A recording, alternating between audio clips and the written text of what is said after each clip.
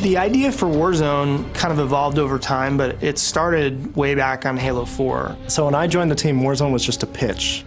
It was something floating out there that we wanted to jump on. It was a what if we were able to combine all of the best parts of Halo into one multiplayer mode. It would be awesome. You go online and there would be people talking, you guys need to build the most epic multiplayer experience. But we knew the challenge it was going to be on us to build a game like this.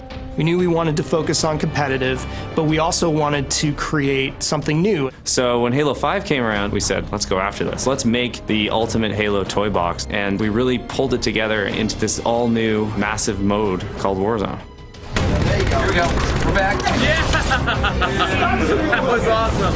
Warzone is everything in one package. You have 2 teams of 12 Spartans meeting in battle on epic scale maps. You have the enemy AI, you have vehicles, you have bosses that will enter the battlefield at key points, and the entire time you're trying to capture the most victory points for your team. The guiding principle for Warzone was the blend of PvE and PvP. So there's all of these different ways that you can contribute as a player depending on what your own individual playstyle is, and all of it is contributing to your team's score and your team's success. Your goal as a team is to get 1,000 points or destroy the enemy team's core. Close lock, 2 contacts. Nice job, Red. The maps in Warzone are huge. We have maps that are 4 times as big as any map we've ever built for Halo.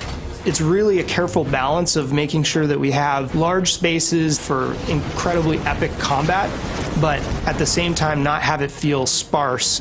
When you start a match of Warzone, your base is overrun by enemy AI. You have to clear your home base out. And when you go out into the war zone, you have all these choices at your disposal. It's like, do I want to go and capture a base, or do I want to go and do combat with a boss? Each team on their side of the map has an armory. And then we've got a garage right in the center. The main advantage of the garage is that it is a place that's further ahead in the battlefield where you can spawn vehicles. If you can manage to capture the 3 objective bases that are on the map, that allows you to then access their base and destroy the power core that's at the center. I need help in the corner. Watch on that corner. Wow, they're on our core already. It's a way for a team that might be out of the battle to come back from near defeat and score that last second victory. One of the coolest new aspects of Warzone is having these bosses on the battlefield. You'll be playing the match and then you'll get a notification that a boss is coming in. And for the really good Warzone teams, they're going to want to focus on those bosses right away. We wanted to bring personality into the bosses and fit them into the universe. Giving them names and giving them a backstory gives the player a sense of accomplishment. These are characters who are a big deal within their own faction. You've got Baron Sharom, who's patrolling over the battlefield in his Banshee, and when he comes out, that's a moment. When he spawns, everyone's like, Baron's out, Baron's out! And everyone's running over, right, and trying to get the Baron first. You're going to then have to decide in this boss fight, do I focus on killing the boss, or do I focus on trying to fight the other team off of the boss? There's certain points in the match where that next big legendary boss kill is going to determine who wins the game.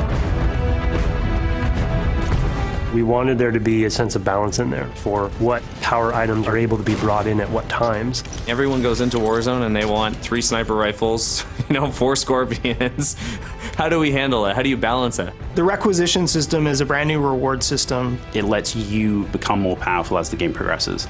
Everything that you're doing, all the kills that you're scoring, capturing bases, all of those things are helping you gain additional rec levels. So within your home base and each one of the 3 objective bases on every Warzone map, you have requisition stations. If the player has rec cards in their inventory, then they can go to the terminal and use those cards to get all of the best items from the Halo sandbox. Rec cards you earn through any type of multiplayer experience. So if you're playing Arena or you're playing Warzone, we will be giving you rec packs as you go up the ranks. You'll get a requisition pack, and there'll be random things in there, everything from weapons and vehicles to be used in Warzone to cosmetic items you can use both in Warzone and Arena.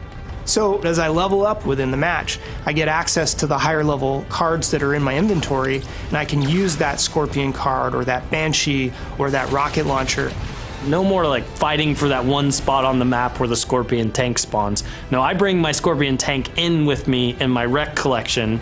But you don't just get to start the match and call it in and just wreck house. You got to actually take bases, get points, and as the battle gets crazier and everyone's leveling up together, your choices get bigger as well. In some ways, Warzone is a Halo player's dream because it's bringing together all the best parts of Halo in one multiplayer experience. We want to make sure that Warzone has something for everyone in there. If you want to defend a base, you can do that. You want to go after the biggest and baddest bosses and work with a few teammates, you can do it. If you want to protect your teammates from afar with a sniper rifle, and if you want to fly a vehicle around, you can do that in Warzone. It's this crazy mode where anything is possible. It really just feels like you have jumped into a hot zone. Dudes are running in, there's rockets flying everywhere, and it's just total chaos. When we see the Banshees, the Scorpions, and the Mantises all out in the battlefield and everything is going bananas, that is my favorite part of Warzone. I can't even tell you how exciting it is.